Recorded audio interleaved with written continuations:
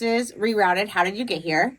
And this is Diane Tyson. So Diane is the head boss. She is the biggest deal and the reason LCA came to be. Well, I wouldn't say that. No, you are though. Everyone knows you. And I have to give you a little backstory. When you came in and I met you the first time, you came in, you said hello to the kids. You couldn't find me because it was PJ day and I blended in. But when you left, the kids were like, who was that? She was very intimidating. I was like, that is the head goat. That's why we're here. You're like, she's very scary. So you still have the power of the fear.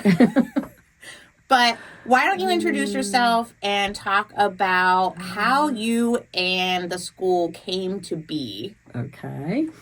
Diane Tyson. I have been with LCA since day one. However, I was not the boss lady, as you said, the first year. We had the school was actually an outgrowth of a retail skills training program that Park City ran for 3 years that looked good on paper, but didn't quite meet the needs of the schools or the mall at the time.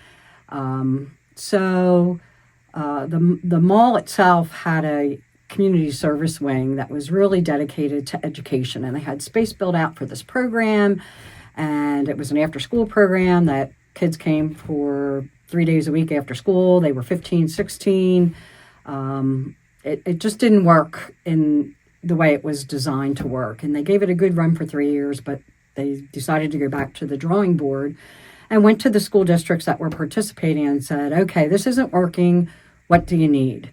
And at the time, the dropout rate in Pennsylvania, and especially in the city of Lancaster, was the second highest in the state after Philadelphia. And they knew that there were kids dropping out of school. At the time, you could drop out of school at age 16, which is a big difference today. This was 31 years ago. And at 16, you could sign out of school with your parents' permission, and on your 17th birthday, you could walk out the door with no questions asked and no recourse.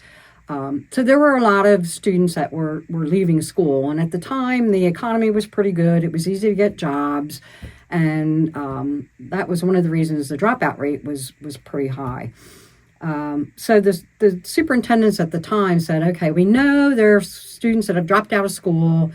They might have made a poor decision, but we don't necessarily want a 18 or 19-year-old 10th grader coming back into our buildings, and they don't really want to be there either.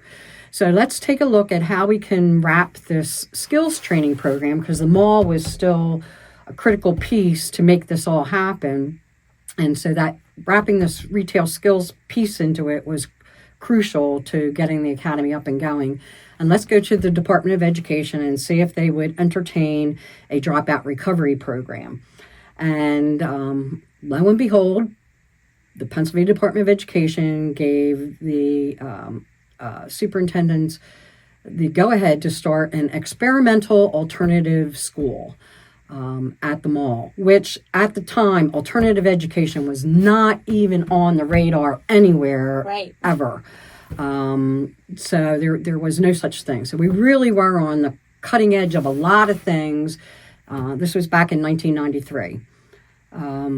So we opened, the staff was hired in September. There were 3 of us. There was the director who ran the after-school program, and 3 other, they called us tutors, which I think you're still calling them tutors. Mm-hmm. And we had about 6 weeks of training to learn the curriculum and figure out how we were going to operate things. And LCA opened their doors on November 8th, 1993, with 7 school districts participating. And how many kids do you remember? Oh, it was only a handful, probably 30, it wasn't no more. It was very controversial. There were, a couple districts that were like, oh, people are going to drop out to go to the school in the mall. And they really thought it would be an attraction. Yeah. And so there was a lot of trepidation to determine whether or not this was going to work or not. So one of the reasons we have an 80%, rate to pass things. There was a lot of accommodations that we made to make sure that it was going to be a rigorous program, it was going to meet the needs of the district, but still be different enough that students would want to come there. And so we were flying by the seat of our pants. Still are. and the tutors, it was set up as a self-paced program right from the get-go. The curriculum was purchased. It was used a lot in a correction vein, and we knew right away it wasn't going to be rigorous enough to meet high school requirements in Pennsylvania. So we had to go right away and tackle the curriculum from the beginning. But all the three of us tutors were cross-trained in everything. So I had to kind of relearn some algebra. And part of it was we learned to model how to learn on your own to the students. Because, hey, I don't know what the difference is between meiosis and mitosis, so let's figure it out together. Well, we were just talking about that. Before we started this, I don't know anything about podcasting or like how to do microphones. When you need it, you learn it. Yeah, so, and it truly is to learn. It's to help people become lifelong learners. Yeah. Because so the self-paced piece was really, again, very different than the traditional school that all these kids had dropped out of. They liked that they were in charge of their learning. There were no time. You could get through as quickly as we wanted to. It was like, if you wanted to make high school go away, you're in charge of making that happen, and we're here to help you make it happen. Right. And that's what we tried to do from the very beginning. I want to go back just a little because I don't remember how you said this before. Did LCA spur really from the mall, or was it the districts first that said this was a need?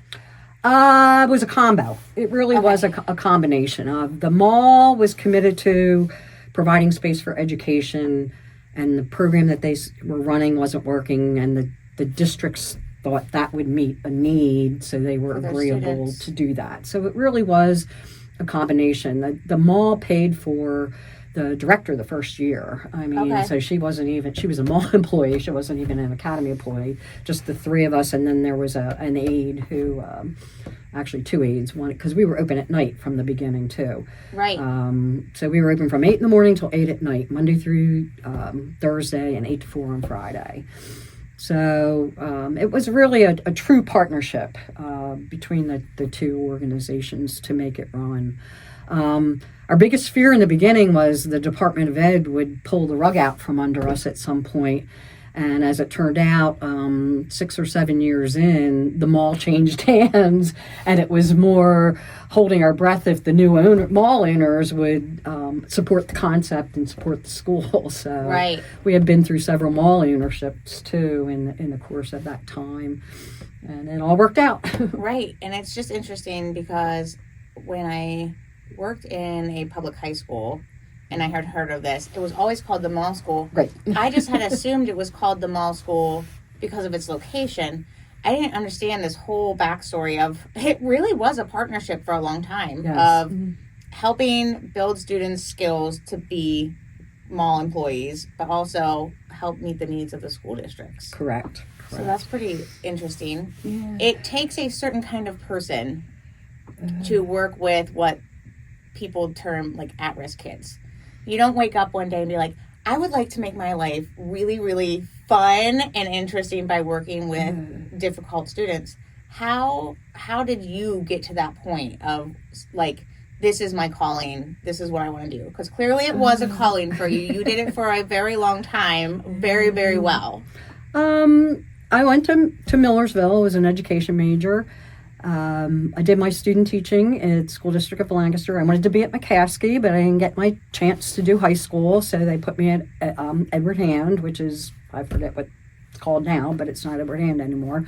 But I had a unique student teaching experience where I was working with the assistant principal instead of a classroom teacher. We're only in a traditional classroom 1 or 2 periods a day, and the rest of the time we were assigned to this assistant principal to work with students who were disruptive in class or had attendance issues, and So it really, I found an affinity for working with those challenging students at the time.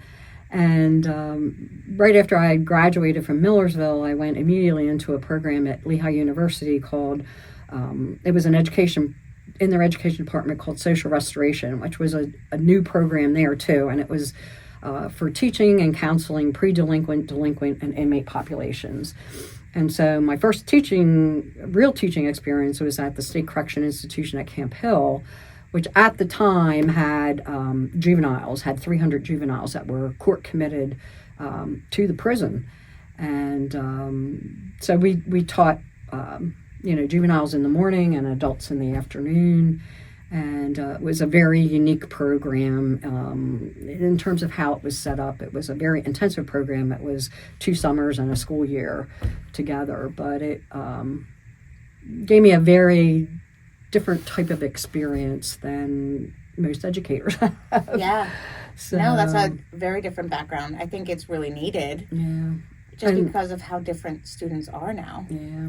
And then after that, I couldn't find a real teaching job, and then I commuted to a residential treatment facility for juveniles in Delaware County, and I did that for 8 years.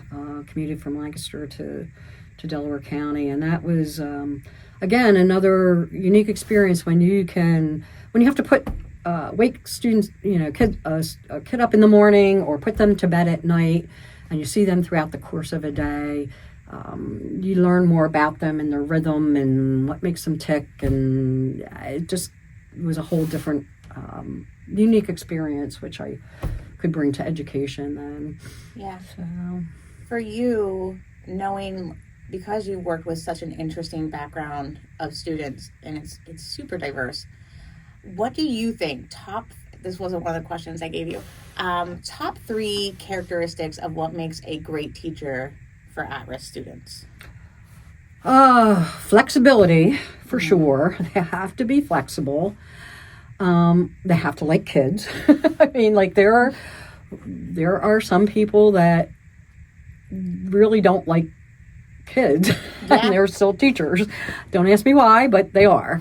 So I think you really have to like being, with younger students. You have to be flexible. And you have to be willing to, it kind of goes with the flexibility, but you have to be a mom, Yeah. like kind of a mom thing. I mean, they have to know you care. They have to know, kids are really have an innate sense of whether somebody is in their corner or not going to be in their corner. Right. And they know that right in the first week. They kind of have a bullshit meter too. Yep. They know when it's fake and they know when it's authentic. Yep. They do. Yep. And you have to convince them that you're there to help them. Yeah. It's why you're there.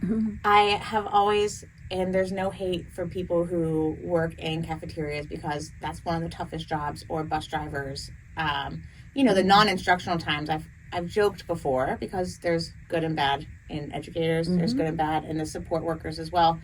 But I've joked in the past that sometimes I think that they think they're going to watch the teachers eat lunch, because when they interact with the students, you can feel it. Yep. You can feel a person who is uncomfortable working with students, and the kids can feel that. Oh, yeah, without a doubt. When you're working in a cafeteria of high school kids, you are working with high school kids, not adults, not, their brains aren't formed yet. They aren't going to make great decisions all of the time. Well, the advantage we had in the very beginning of the academy, too, is that it was an all-volunteer army. Nobody was forced to come to LCA. Right. So the students that, and in the first 2 years, you had to be dropped out of school for 6 months before you were eligible to even come to the academy, which had its advantages because they had a taste of the real world. Mm-hmm. And a lot of times found out that it wasn't as rosy on the other side of the fence as they thought. And school wasn't so bad after all. Grass was not greener. The grass definitely wasn't greener. So that worked to our advantage, actually, because they wanted to be there. They made the decision to walk in the door, to go to the application process, go through the testing. I mean, jump through the hoops that we wanted them to jump through to make sure that they were serious about being there. And so there was definitely an advantage to that. But after the first couple of years, the schools realized that the 6 month wasn't really the smartest way to go about it, because there were students that needed to be in an alternative environment sooner than that, or you would have lost them permanently. So Right. again, the flexibility the academy we gave to each individual district to customize their rules. So there were some districts that said you had to be 17, you couldn't be 16. Yeah. There were some districts that said, they stuck to that 6 month thing. There were some districts that relaxed it and said, oh, you can be 3 months out. And some districts that said, we'll judge everything on an individual basis. So the flexibility goes not only with the students, but also with how you accommodate each individual district to meet their needs for their students too. I don't think I've ever seen individualized learning the way it's actually meant to be done until I got here. Oh, definitely. And that was, every student that comes to the academy is all coming from a different place, and they're all going to a different place. So you have to look at each individual, even though nobody had an IEP or they were norped out of their IEP before they got to LCA, we still looked at each individual person and made an individual education plan based on that student's needs. And the goal was to get them to the finish line. And you had to be very creative in some instances in how you made that happen. I would love to see. It's easier for us because we're working at such a smaller Scale, size. Yeah. But like at a public school, it's manufactured, individualized, but it's still not. It's Right. still a program, or it's still the hoops you have to jump through. Where ours is just different. We can really tailor it, which is what I hope public schools can get to. I'm just not sure how they make that jump to get there. I mean, it's funny because the school district that I live in had a big controversy in the early 2000s about moving to block scheduling. And it was very, very controversial for a year and a half. And one of the experiences I could bring to that discussion was that when students were in charge of their own learning, a lot of times some students found success working on math for 3 hours. Yeah. And they were in a groove and they could make some progress. And there was other students that needed to switch every half hour because of their attention span, or they just ran out of gas or whatever.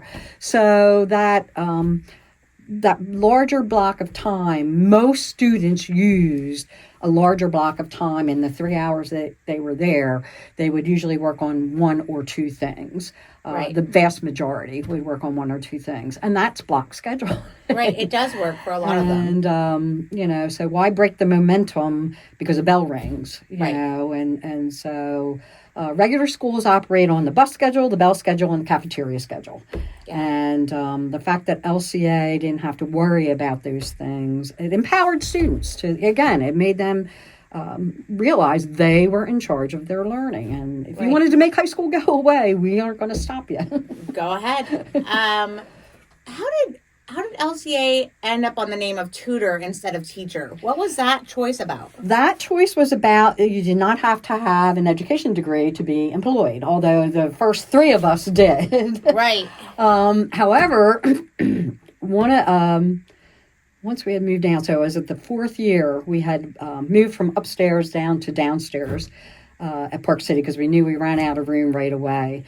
And I remember it was summertime, and I was looking to hire somebody with math, and some guy walked in the door in the summer, and he inquired about, I think we had just put it out in the paper, and he wanted to know more about the program and more about the school or whatever. And he had his bachelor's in math, but he was working at the new school in Lancaster at the time, but he was looking for a different kind of challenge. And he was also a musician.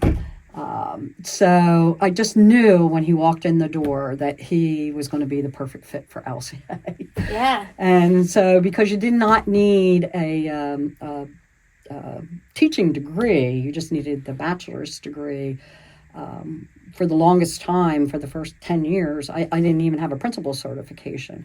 So that is how that we settled on tutors. And again, because we wanted the staff to know the entire curriculum, not just their subject What your area area. was. We wanted to be able to, if the social studies teacher needed help somebody in English, they knew enough to be able to do that. If they wanted to, don't ask me to do algebra 2, but I was getting better at algebra 1 and a little bit of geometry as the years went on. Again, you modeled that learning behavior with the students. So that's why the tutoring came on, because that's what you were doing. You were tutoring, and you didn't you weren't married to your just subject area, and that was it. Again, in traditional school, that's how it is. The math teacher had to help you with math, and the English teacher had to, do your English, and it wasn't never the twain shall meet.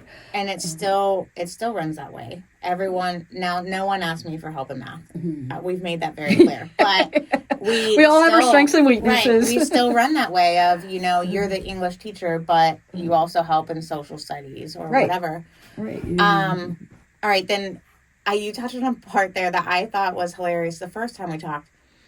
You ran this program for a decade, and then Pennsylvania State Department comes in and says, you don't have your principal cert, and they... Well, the first, we had to go through, we actually operated like a school district, so I had to do all the reports to PDE that every school district had to do every year. And we went through state audits every 3 years where the auditors would come in and look through all the records. And then all of a sudden they kind of said, well, you should be certified you should really have your principal certification if you're going to run this program. And the teachers should have it was kind of when Act 48 arrived on the scene. So it was more...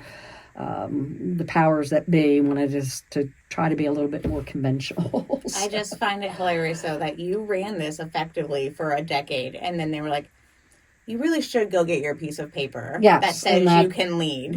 That's all it was a piece of paper. And it was funny because I ended up going to Penn State to get my certification for principal, but most of the classes were in Lancaster, so... one of my teachers was the head of the IU, who I had, we had worked with very closely with in doing some things. And one was one of the somebody who had was on my floor in Millersville, who I was really good friends with in college back in the day, who had worked in school district of Lancaster and Warwick for quite a while. And so it was funny that some of my teachers were personal. People you already worked personal with. Friends. And that's what I struggle with, is that sometimes our kids see their diploma as just this piece of paper or hoop to jump through. But effectively, as adults, we still have to do it.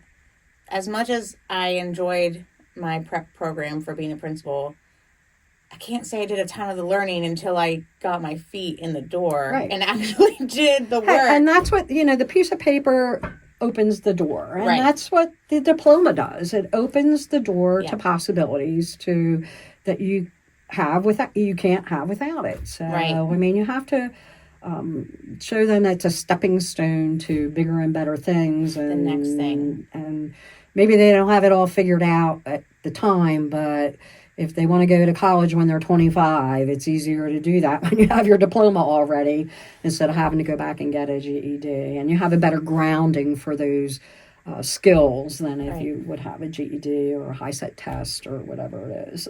Right. And then, so other deep questions I have about how it began.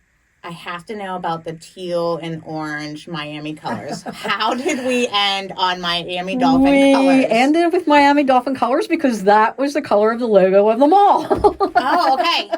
Okay, so that's how it came to be. That's how it came. The mall did all the logo. They did all the prep work to do, that was all done by the mall. So they blended it in with the mall. So, and it also worked to our advantage because nobody else in the county had those colors. So again, it made us unique in that the students know they weren't, black and red or blue and white or blue and red or, it was, everybody kind of had the same color scheme except us. You were different for very clear reasons. Yep. Lydia, still our secretary, anytime it's brought up about the color, she's still very bitter that we're not teal and orange. Yeah, I would concur with that. And then there's this mystery of the bell. So talk to me about the bell at the end of a curriculum, because we don't currently do it now, but I do love a good like tradition. So talk to me about how the bell was, what And you you know, used it I for. really, I think one of our staff members had worked with a student. It probably was after we were downstairs. It was when we were about the 4th year we were in the program, who really had worked with a student who was really struggling to get through a course. And she decided, she had actually she was homeschooling her own children, and they used to come to the academy and wait to go get the bus to go into town to go to Latin class, and one was doing ballet. And so she happened to have this bell with her that one of her kids had, and the student that she was working with finally had passed the course. And I mean, they had really struggled and worked hard for, weeks and weeks and weeks to get over that last test.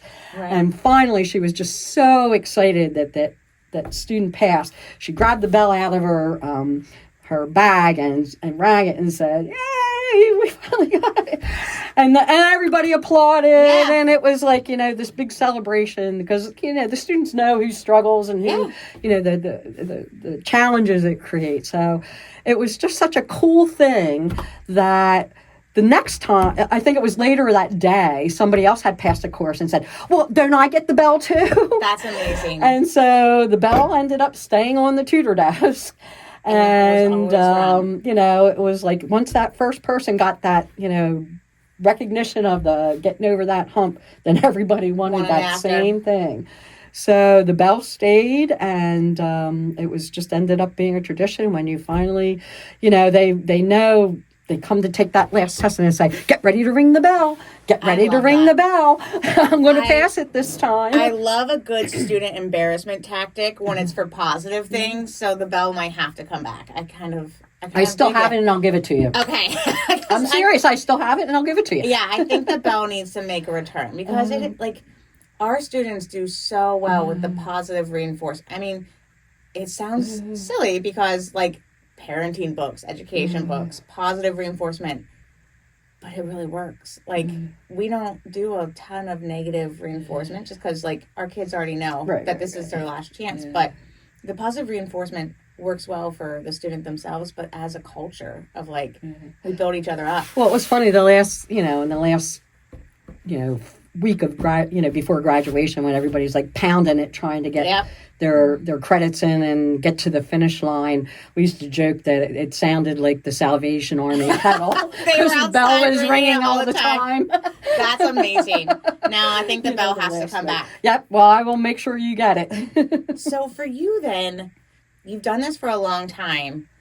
Something that we still work with very heavily and I think is really important in education as a whole is this idea of support systems. What did you see as a support for your kids, especially because they're at risk and they might not feel the school support or they might not feel family support? How did that work for you when it started? That's where you have to reach out into the community and really, as I tell them, when you're 22, a guidance counselor isn't going to come and help you figure out what you want to be when you grow up.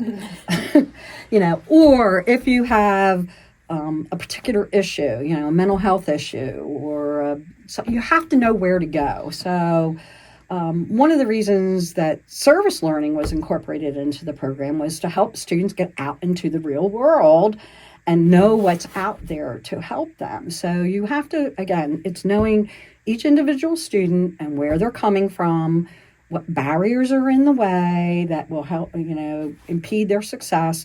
Know what resources are available in the community, not the school community, because once they graduate, that resource is gone forever. And so it's more connecting them with where they live and what's available to help them or their families or whatever it needs. And working with the people that they may already have a therapist, or they may already have, they may already be going to AA or NA meetings, or so it's knowing what they need and what's available out in the world and connecting them as soon as possible to make sure that they take advantage of those things. And you're helping them beyond high school then. Right. Well, and the part of the self-advocacy, like we can't do it for you. You have to find those. And it might have looked different for you back then because they didn't have internet to just Correct. Google it. They had to literally go find it, but it's still the same today. Kids aren't aware of the resources that are in their own town of food services or, shelter, whatever they need is available. They just have to search for it. Yeah, and that's what service learning was. One of the first things that the school to work piece was from day one. I mean, that was incorporated into the program. And then one of the tutors that was with us, that started the program with us, had found out about service learning and got a grant to develop a service learning program at the academy, which we did, I think, in the second year.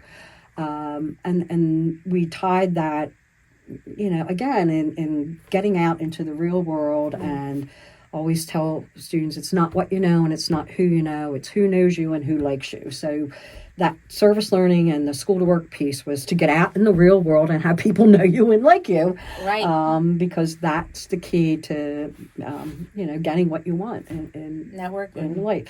And as a part of the original service learning piece, the students had to create a scrapbook piece and give a small talk to all the rest of the students about what they did and what their experience was like. So the students learned from other students on, I didn't realize that, that's what they did at the Humane League, or I didn't realize that that's what they did at Water Street Rescue Mission. I didn't realize that, so they got to learn a little bit about the resources in the community from other students too. And they still do that. So I love the part where they learn from others. We don't all have to do the same thing every time. Correct.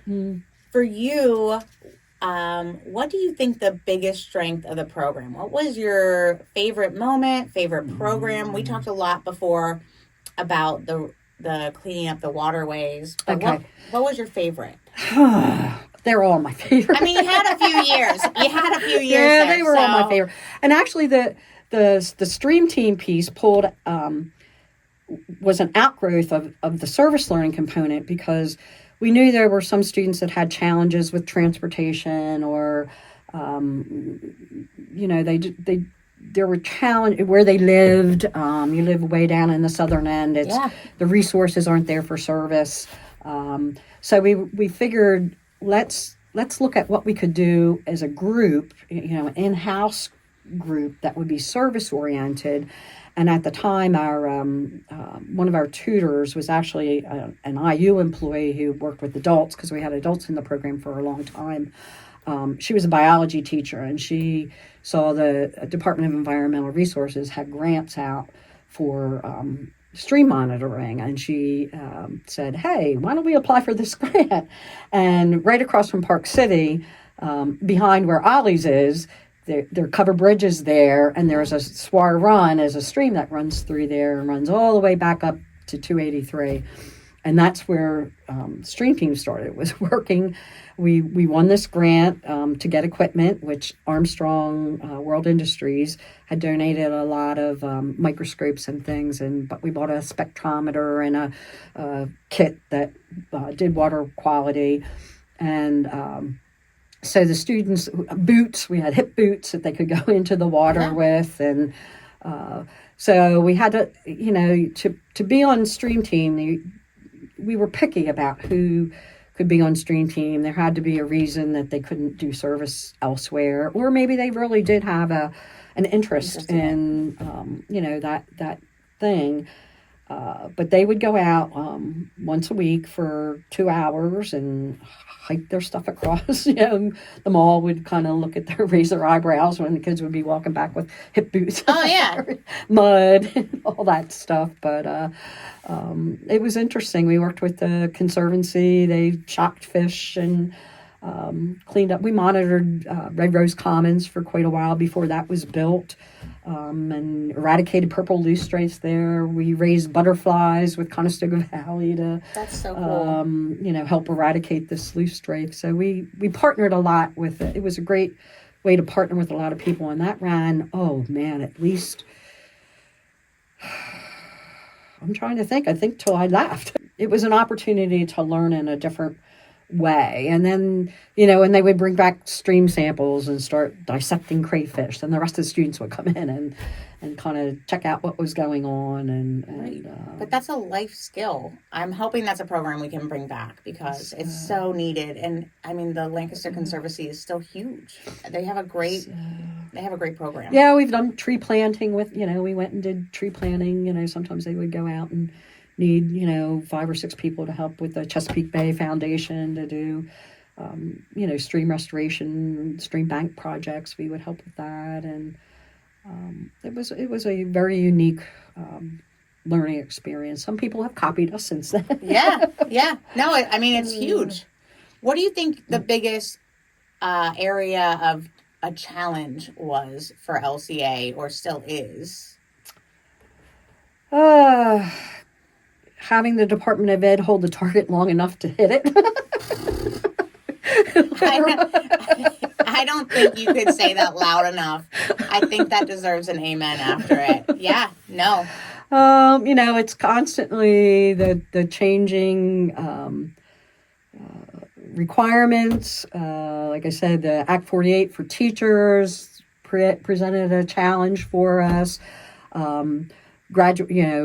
PSSA testing. Right. For a while, our students didn't even have to PSSA test because they weren't on the rolls of any individual school. And the Academy doesn't receive any state or federal funding. We are all locally funded.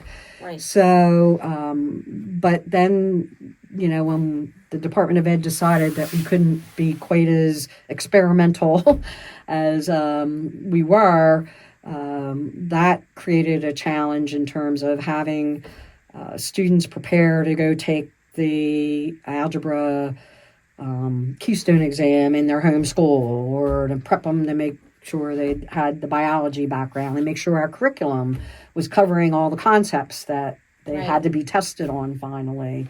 So, and actually our students did really well. And part of that is the 80% to pass anything. One of the most common things students would say at the end when they were getting ready to graduate is, I can't believe how much I learned here. Yeah. And it's because they had to master things at an 80% level. And so they learned concepts. And you didn't get it, you would go to a tutor and figure out a different way to tackle it, or get another resource, or, you found ways to overcome and learn. But that was the big thing, is I can't believe how much I learned how to learn. So that was a challenge. Cell phones, when cell phones became a thing that kids had, that was another big challenge, because we wanted to treat them like more adults than students. So it was like, how do you discipline yourself? So every time somebody got fired from a job because they were on their cell phone, we made that well known that this is how the real world works. You can't have that phone in the real world. Right. We talk about that a lot. It's a soft skill it's not a hard skill I can teach you about your phone. We're talking, I'm not on my phone, you're not on yours, but that's not a skill you're taught. You just have to learn when is appropriate and when isn't. I mean, and luckily, in the very beginning, there wasn't no internet access with them. Right. So, I mean, if that kind of all morphed over the time too. I mean, so that also was a big challenge, when cell phones came to be. Right. Well, surprise, surprise. PA State Department is still changing and moving boats before they build them today. So that is not new. Okay, so the next question I want to talk to you about, because we were talking about it before. We just had the huge extra give event, and we made, people support us. People are excited about what LCA does and offers. And you said some of our biggest donations came from past students. Yep. So talk to me about some of the students that you knew, what they're doing now. Oh my goodness. It is amazing how successful, life changes. You're not going to be the same when you're 16 or 17 or 18 when you're 38. Currently we have students that are lawyers. I have a student that is a teacher in one of the local school districts. She's a science teacher in one of our local school districts. We have several that are big in IT and, over the world. One of my favorite stories is a student who came in, and I always interviewed students before they started the academy and find out, why they were there and where they thought they were going. And I said to this one student, what would be your dream job? And he said, my dream job would be sitting on top of a mountain in Colorado smoking weed. I mean, that was his dream job. I said, well, we'll get you to the mountaintop, but I don't know about the smoking weed part, but we'll get you to the mountaintop. And right now he is in Alaska, and he does eco tours all over the world. So cool. He left LCA and he went to college in a school in New England, and part of the program was they were in a different ecosystem environment every semester. And so he spent his sophomore year half a year in Nepal, the Florida Everglades, the Colorado Rockies, and so he, had that experience. And then he transferred to a school in Prescott, Arizona, to finish up his degree. And in the summers between college, he would go to Alaska, and he just started out as a, helper cook in a camp somewhere in a resort area and learned the ropes up there, and just went every year back to Alaska. And ended up moving there after he got his degree, was able to make his dream job come true. And right. And you can do that. I mean, you can really do that if you can get through LCA, you can do anything. I think that's the biggest misconception, though, of students that go to an alternative education, is that they're somewhat cognitively or behaviorally. Well, that is one of the biggest challenges in the world is when you say alternative ed, people automatically think Loserville, and that is not.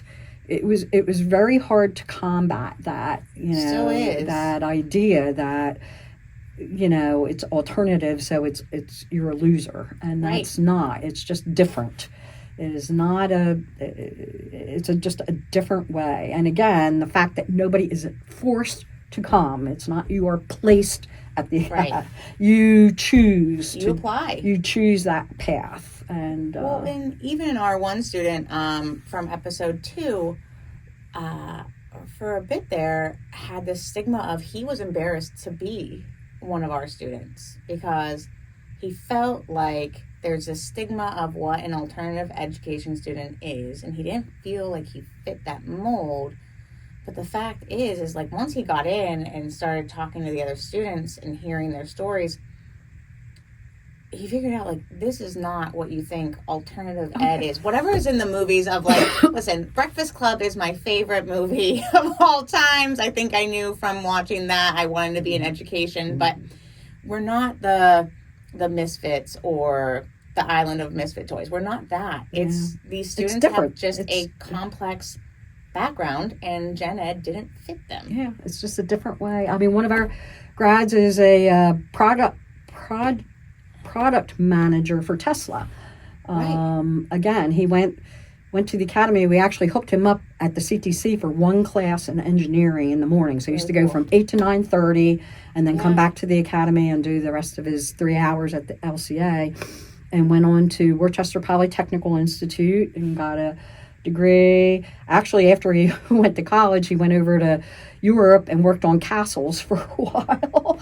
Then came back and went to school. He had a BMW. He used to drive to school every day. Then went to school for BMW to learn how to work in BMWs, and got the engineering piece of that, and then ended up, working for that for a year, and then went out to California and worked with Tesla when Tesla was first starting up. So it's not a capability or a level of employability. It's just regular ed didn't fit them, right? And they go on I love that you guys keep the alumni Facebook page up and running because you guys post all the time. Yeah. These people are graduating with huge degrees and going on to great jobs. Yeah. It doesn't stop them. Yeah, nurses. We have multiple, people in the healthcare industry. Right. Again, IT. The one that donated heavily to the Extra Give is a district manager, her Fastenal company. Yeah. He's living out in Philadelphia now. So it's just a different path to get to where you want to go. Right. In your time, you worked there for almost over 25 years? Mm-hmm. About how many students do you think you saw graduate? Oh, it was close to 900. Mm-hmm. Wow, that's amazing. It was probably close to 900 when we were all said and done. 900 kids who otherwise probably would have, gosh knows, GED. I mean, some of them would have found their way to success, I'm sure. We worked a lot with pregnant and parenting girls back, they're not so much, you don't see that as much anymore, but way back in the day, we had a lot of girls that were pregnant or trying to juggle school and being a mom, and some dads too. We had a few dads that wanted to work and support their child, and again, substance abuse, to overcome that. One of our grads, she struggled a lot. She was a heroin addict until she was 25 and finally got herself cleaned up, and now she has her master's degree in clinical psychology and has her own practice. That's amazing. So, yeah. And the fact that you can come over all of those barriers and the way that the program is set up, you're right. If there wasn't a program, and it's still really limited for high school students, even though we know that kids don't sleep well or, they work on a different time schedule than we do. There's not a lot of programs out there right now that offer an 8 to 8, right? To have them learn when it fits their schedule, right? It's just not heard of. So you can't wake up at 8 o'clock or 7 o'clock or 6:30 a.m. then come to school at noon, the crack of noon, right? The or crack come of noon, at 4 and do the afternoon. So yeah, we've tried to put. Any barrier that a student said, oh, I can't do this or I can't do that, we tried to overcome, well, you can do that. Let's do this differently. And right. So the goal was to just try to figure out what the barriers were and overcome those barriers for them. It's the tailoring that I just don't think is offered anywhere else. No, it's not. And some people just don't get it. They just don't get it. No, and again, that's why I started with those questions, because it takes a certain kind of person to do this.